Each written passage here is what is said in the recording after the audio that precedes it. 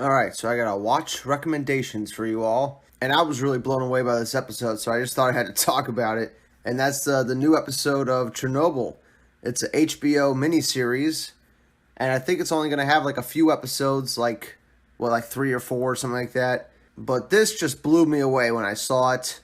Very accurate to reality. A bunch of great actors in it. You got Emily Watson, Stellan Skarsgård. I mean, most people probably know him from Thor, unfortunately, but you also got Jared Harris, who's a fucking amazing actor, and this show's pretty awesome. It captured my attention right off the bat. If you haven't seen it yet, go watch it, It just premiered last Monday. I was seeing ads for it pop up while I was watching like Game of Thrones and stuff on the HBO app. And if you have the HBO app, why not just watch Chernobyl? It's right there. You might as well watch another good show while you're waiting for the next Game of Thrones. But I saw the ad. It's an event in history that I'm fascinated by. I've watched like countless documentaries about it and stuff. So the second I saw the word Chernobyl, I was already like in, and I was ready to watch the show. But just the way they presented it in this first episode was so on point and perfect. Just the amount of confusion and denial, like everybody in the episode was just perfectly portrayed. And before, I get into like a little spoilery territory, I would like to mention that there is a podcast attached to this show, which is pretty awesome. I listened to it right after I watched the first episode, and it was pretty insightful. You had the creator of the show talking about, production choices and why they did the things they did and what they left out and what was true to reality and what were the things they dramatized a little bit.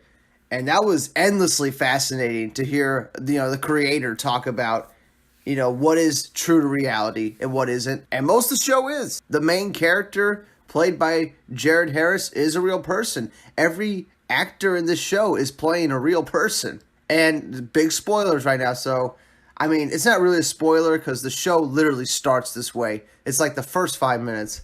And it's the Jared Harris character, the main character, and he kills himself in like the first 5 minutes.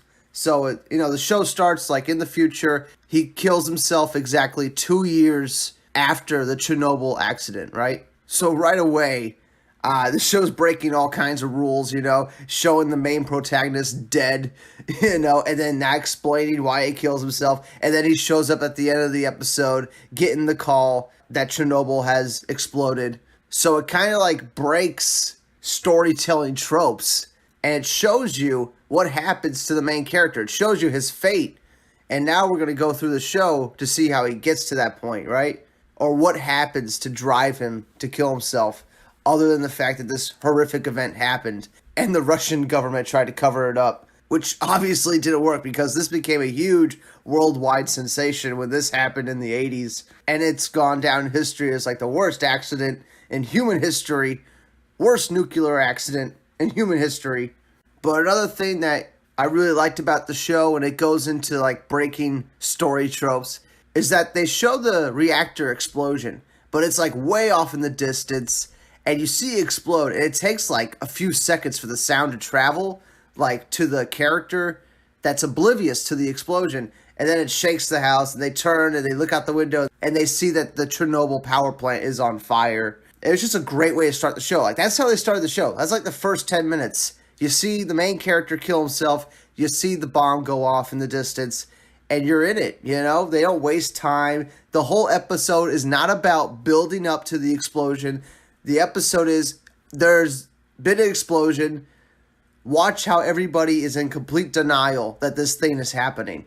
That's essentially what this first episode is.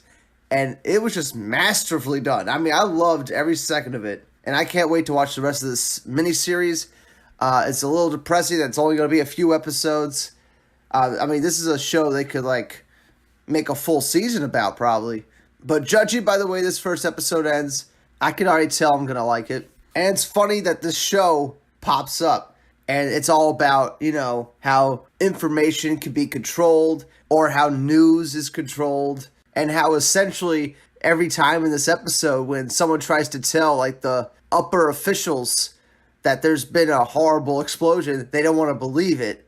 And they're like saying, oh, that's fake news. That's essentially what they're saying, right? And that's essentially what the show is about. It's about all these people trying to cover up the truth of what really happened. But inevitably, the truth is going to come out, whether they like it or not. So, yeah, anyway, I just thought it was a great first episode. I think everyone should watch it. If you haven't seen the episode yet, go watch it right now. And listen to the podcast they have on iTunes. It's called the Chernobyl Podcast. And it's just a great way to experience the show. You know, you watch the episode and then you listen to the hour-long podcast. And it gives you all this insight on the episode. It gives you actual historical knowledge about the event. And I just think that's pretty awesome. And a big surprise. You know, I wasn't expecting this show to be this good. But this is like movie quality HBO show. Like most HBO shows are anyway. But, you know, sometimes they have some duds. But this one's definitely not a dud. This is like some really good shit. And everybody should watch it. And I'll probably buy it on Blu-ray when the miniseries is over. But anyway, that's it for now. Here's something to watch if you have nothing to watch, right? And you have the HBO Go app, which you probably should have if you're watching Game of Thrones anyway, right? So, yeah, that's it for now. Comment below. Let me know if you've seen the Chernobyl show on HBO, and I'll see you all in the next one. Bye. What is the cost of lies? It's not that we'll mistake them for the truth. The real danger is that if we hear enough lies, then we no longer recognize the truth at all.